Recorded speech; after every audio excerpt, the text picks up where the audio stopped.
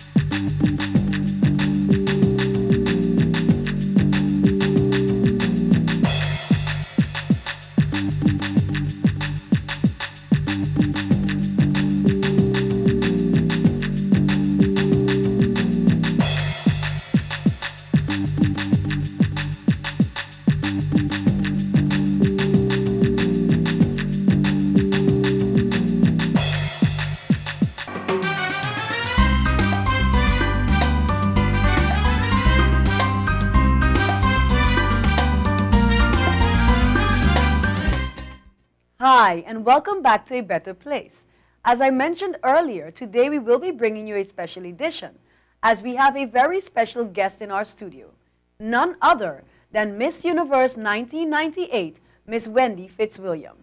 Wendy, welcome to A Better Place. Thank you, Angelique. It's great to be here with you. Wendy, you know that you are the icon in the Caribbean. Everyone that was watching on that evening, including myself, you know, we were all so excited and all rooting for you. It's been quite a number of years now already, 1998. That has been how many years already? 14 years since I won Miss Universe. 14 years. Yes. Tell us a little bit about what that experience was like and what it has done for you being Miss Universe. Well, you know, I always say Miss Universe was quite possibly the best temporary job a girl can have on the planet. It really opened a lot of doors for me, as it does for many young women. And it really doesn't matter so much what your specialty is, what career path you would like to follow. I think if you're a smart young woman, you know, you take advantage of the network that you develop as Miss Universe. It's a great shoe-in to meet, you know, the decision makers from every country you visit. Particularly the United States, because that's your home base for the year. You know, during my time, I lived in LA. I was the last title holder, actually, to live in Los Angeles, and Mr. Trump's second title holder, so he moved the girls to New York after that. And I have to say that I've maintained many of those relationships, which have served me in good stead throughout the years, even now, you know. It's a wonderful little girls' club. So anywhere I go on the planet, for example, I'm in St. Martin for the first time, and I had the opportunity to be introduced to you, a member of the club. And here we are, right. You know what I mean? So it was a tremendous experience. As I said, it's a great temporary job. Every year there is a new Miss Universe, but it's a very special place to be. And it really develops a level of camaraderie professionally among young women across the planet that I don't think exists outside of an event like this, you know? Right. And you were also named the Goodwill Ambassador. Do you Yes. still carry out that task? Very much so. You know, becoming a United Nations Goodwill Ambassador is not something you can lobby for or apply necessarily to get that job. The UN approaches you. Before I won Miss Universe, I got very much involved with a home in Trinidad for kids living with HIV. And it had very little to do with the competition per se, except that the gentleman who started that home on behalf of the Society of St. Vincent de Paul, his son was a very good friend of mine and very much involved with Miss Trinidad and Tobago. At that time, in 1997, September 1997, HIV was very taboo in Trinidad and Tobago and the wider Caribbean. You know, we didn't have our medication readily available for people living with HIV, and we scorned and shunned people living with HIV at the time. So this home was started for children as a place for kids to die with dignity. And Robert asked the participants at Miss Trinidad and Tobago to stop by, if we don't mind. It wasn't part of our formal training or anything. His dad just started this home a couple of years ago. These kids, no one comes to see them. No one knows what the home is about. Stop by and hang out. And I did. And Angelica's children are, you know, they're the sweetest things on the planet. I fell in love because I didn't know what to expect, and they were all doing fine at the time. And the home was very close to law school, you know, the Hugh Wooding Law School in Trinidad. And I was attending Hugh Wooding at the time. I was in my final year at law school. So after that first visit, I said, you know what, Wendy? Just pop by and read to the kids. Stop by occasionally. So every time I finished classes, in between classes and studying on an evening, I would go to the home. And Trinidad and Tobago's only paparazzi, I call him, one of our photojournalists, Andre, saw me going to this home. He lived on that street, much further up El Dorado Road in Trinidad. And he saw me going into the phone. And being the paparazzi that he is, he obviously knew what the home was about. And I had just won Miss Trinidad and Tobago at the time. So he was too excited to get that shot of me walking into the home. And I begged him not to publish a photograph of me going there because it would have compromised the home and the kids. You know, even the neighbors had no idea that those kids were living with HIV. And he promised, he made a deal with me. He said, okay, fine, Wens, I wouldn't publish this picture. But you know, if you win Miss Universe, I have to tell the whole world. And I said, yeah, knock yourself out, my friend. Because what are the chances? Right. 1 in 85 of me winning Miss Universe. And after I won Miss Universe, of course, the media was looking for every little story they could about me. And they published, Andrew did publish that photograph and the story of the kids and the fact that I had been spending a lot of time with these children. He interviewed the caregivers at the home, and of course they're like, oh, Wendy's such a sweetheart. She takes the kids to the hospital if they're sick. She comes to treat with them, blah, blah, blah. And the UN got wind of it via our resident representative for the United Nations Development Fund. He wrote Geneva and said, this girl is not, this is not something she just does to look good. She's really committed. She knows all about this disease. She's very involved. I think we should make her a goodwill ambassador. And the Universe Organization, being the Universe Organization with tentacles everywhere, we're like, jumped on it. And that was actually a good thing. You know, the thing that I feared most, which was, you know, the publicity coming to this home, because as I said, HIV was so taboo at home. You know, I feared the neighbors would stop their kids from playing with our kids, and you know, their quality of life would have changed dramatically. And it did, but it changed. It was difficult, but it it was better. You know, I was able to start with the assistance of a Trinidadian doctor in New York, a clinic program. So before antiretroviral drugs were available in Trinidad, we started bringing it in for the home. We set up a proper clinic. Because of Miss Universe, I was able to send my caregivers, who were, you know, relatively educated, but simply educated Trinidadians. None of them had medical training per se. To the United States for proper training and pediatric HIV care, you know, things like that, which, you know, had Andre really taken me on, you know, that opportunity may not have existed, and not only for me, but for other title holders. You know, Universe was fortunate in that the young lady who won after me from Botswana was also a counselor in Botswana, a youth counselor in the area of HIV. Laura Dutta, who came after in 2000, the year you competed, Angelique. She was also very much involved in HIV in India. So the three of us worked extensively for the United Nations after our reign in that area. And I continue to do work with the Sil Ross Nursery. As a matter of fact, I'm racing back to Trinidad this weekend to open the new wing, the new clinic that we've just set up, because of course it grew tremendously, you know. So you know what makes me so happy and proud is that you are really sharing with the world and everyone who's viewing that Miss Universe is not just about beauty.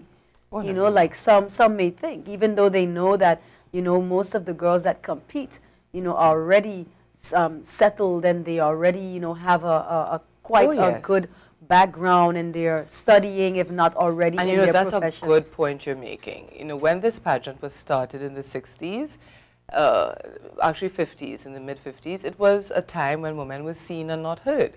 You know what I mean? You were a good housewife, and your husband, you know, you entertained his business associates at home, etc., and you were prepared for that. And, you know, spokesmodels never spoke. You know, if you were selling, at the time Miss Universe started, it started as a swimsuit companies competition, basically, to find their model for the year. The role of women in society has changed dramatically over the years, so thus the role of Miss Universe has changed as well. Now, we're not kidding ourselves, it is a beauty competition, and there's nothing wrong with that. As Mr. Trump says, of the 10 hottest chicks here, one has to have a brain. I'm going to find that girl, you know. And why? Because there is a fashion beauty, a heavy fashion beauty element to the show as well. You do become a spokesperson for the jewelry company, the cosmetics line, the hair care products that sponsor the show. That's part of the deal. You become an employee. Right. Basically, you're a spokesperson for those companies as well. But, you know, women are no longer seen and not heard. We have very powerful voices, and we are not shy about using them. And thus Miss Universe has to step up too, otherwise the competition and the title holder becomes passé. Right. You know, so that's key to know, that yes, it is a beauty competition and so many girls focus on the physical.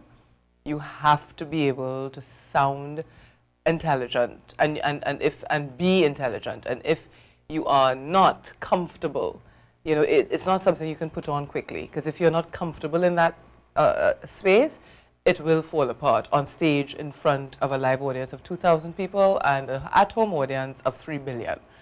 You know, once the nerves set in, if you are not comfortable speaking, conversing, you're going to have a tough time, you know. Wendy, you know, we can continue talking for hours, but unfortunately for now we have to take a break. And when we come back, we will be discussing, of course, you know, what has happened to Wendy after, you know, UNESCO, Miss Universe, and motherhood, because you're also now a mother. That's right. Stay tuned. We will be right back.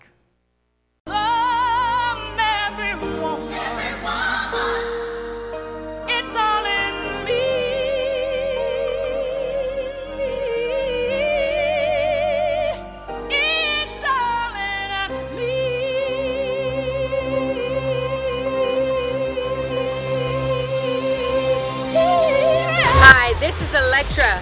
Dream and inspire greatness. Hi, I'm Beverly Hyman. Let's all be empowering women. We can do it. Yes. I'm Jacqueline Lewis. Love yourself and be phenomenal. Hi, I'm Valerie from Prison. Believe in yourself. Hi, I'm Judith Bell. Be a pioneer. Be innovative. Hi, I'm Anjali. Radiate from inside out. My name is DJ Vegas, you don't know who I be. Stand up for whatever you believe in and keep your swag turned up. Hi, I'm Natasha Carthy. Stay in school. Get an education. Hi, I'm Phyllis May, and I want to tell everyone to have a positive attitude.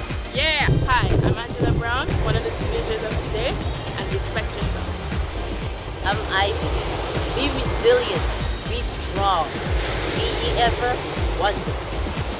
Hi, I'm Destiny. Happy International Women's Day, and be creative, ladies. Hello, I'm Mosa. Enjoy the happiness. Hi, I'm Electra, president of the Electrolyte Foundation. A woman is full circle. Within her, she can nurture, transform, create, and empower mankind. The Electrolyte Foundation, on their wonderful campaign, Pink and Proud, would like to bring about our heritage to life. Walichi, land of many women. In honor of the theme, connecting girls and women, inspiring futures in St. Martin, we as women will continue through our talents, our virtues, and our wonderful intellectual abilities to make this place a wonderful place where we can all live together. Be pink and be proud. Connecting women, inspiring futures.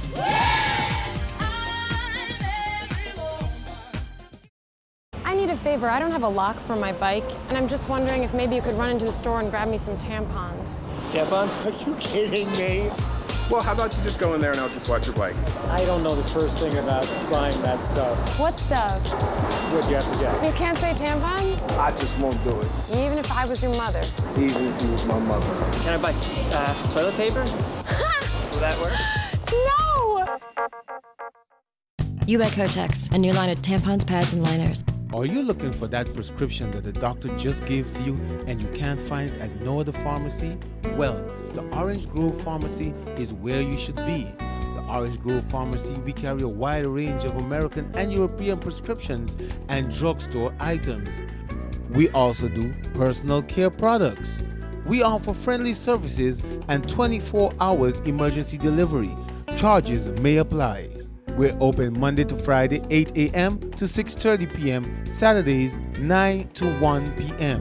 Orange Grove Pharmacy, supporting a healthy lifestyle.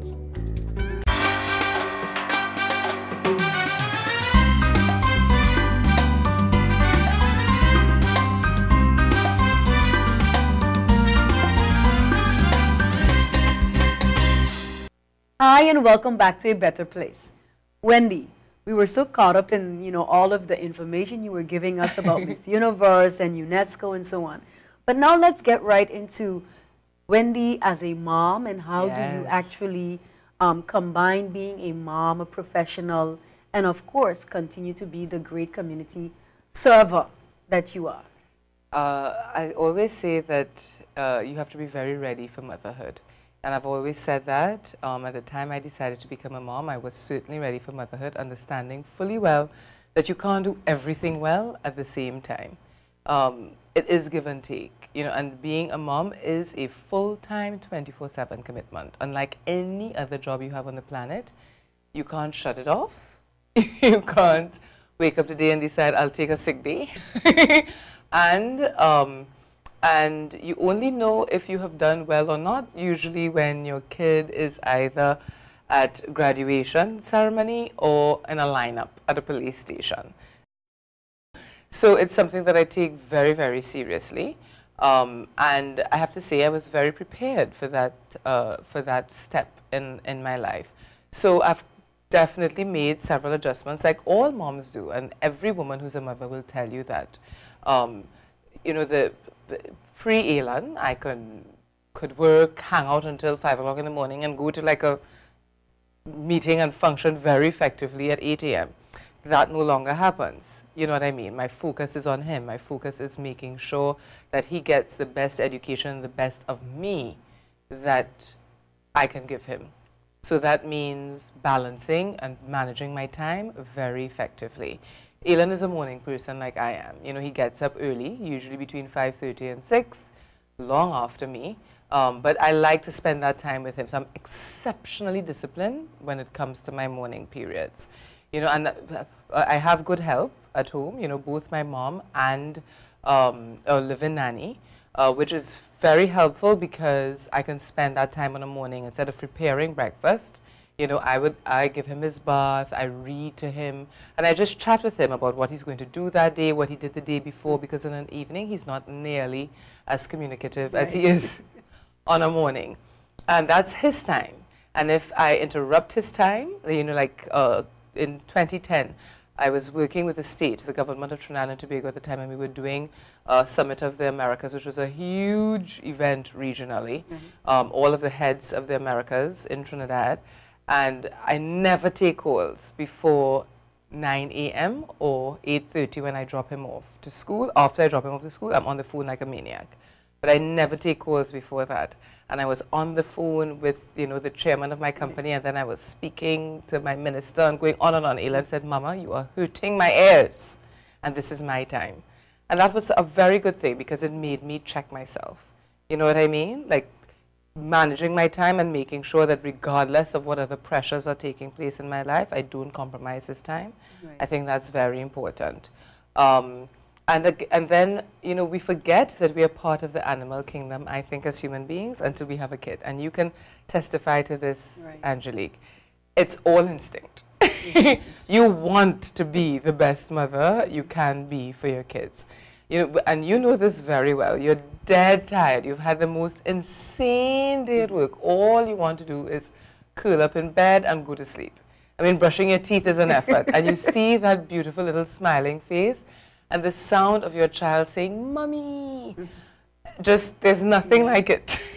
You know what I mean? All of a sudden, as tired as you are on your feet, you find the energy and you give of your best. You know what I mean? And that really, I mean, the relationship I have with Alan from the womb, you know, I would read to him, sing to him, describe everything I was doing while he was in my tummy, and that continues. You know, he's emphatically my +1. He goes almost everywhere with me, you know, because I think once you have the ability to, your child is traveling with you, there's no better education on the planet. I give up a lot, you know, to make sure that my child has my attention. So, you know, and no longer can I take off on a mission to Angola or Ethiopia for 2 weeks or 3 weeks at a time. You know, I make sure that when I travel for business, once he's not with me, I limit it to 4 days, 5 days on the outside. And that means the time to get there and back. You know what I mean? And it is a sacrifice, but it's one that I'm very willing to make because I'm at that stage of my life. I have done it, everything else, really well. You know? Well, of course, Wendy, our time is up again in this segment. It goes so fast.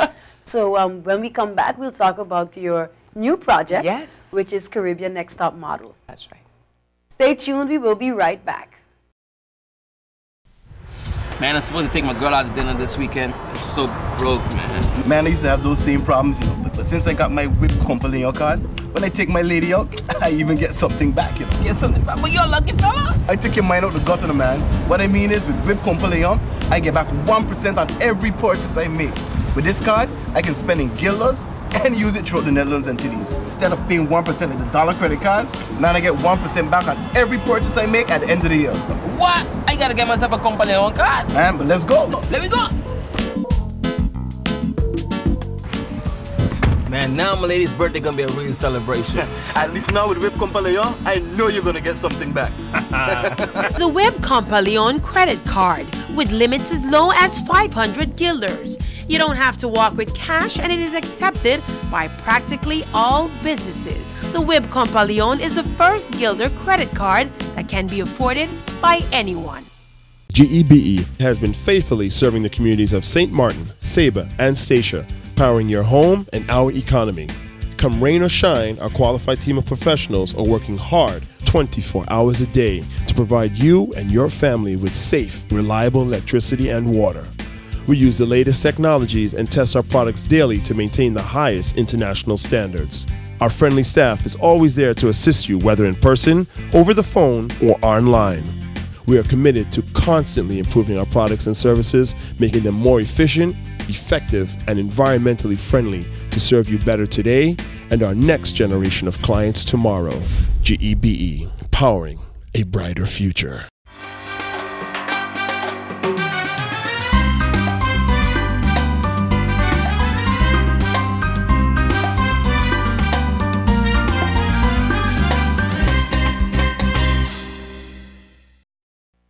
Hi, and welcome back to A Better Place.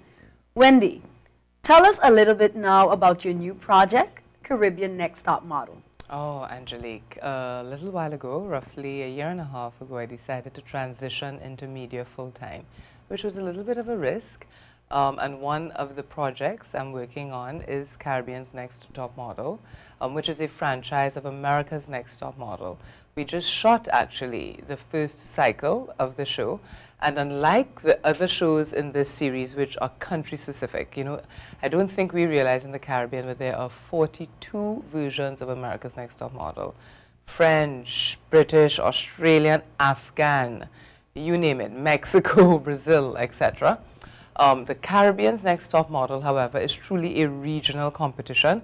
And it's the first time via television we will be bringing the pan-Caribbean together, meaning the French, the Dutch, the English, and the Spanish Caribbean together, which is huge.